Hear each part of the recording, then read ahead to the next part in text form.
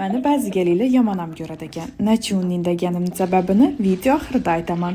Dim ko'pchilik kuzatuvchilarim savol beradilar. Nishatib 2 bola bilan shuncha narsa pishirasiz, ham dastavkalar chiqarasiz, video kontentlar, reklamalar olasiz, orada kurslar ham ochib berasiz. Bolalaringiz ham, uyingiz ham uspet etasiz dedilar. Chin dildan harakat etsak hech narsa to'siq bo'la olmaydi. Men ham kechalar uxlamagan kunlarim bo'lgan. Yangi yilda 39 temperaturada 2 farzandim bilan 30 kilolab norin zakazlarni chiqardim. Kasal bo'lganimni, qiynalganimni Instagramga qo'yavermayman.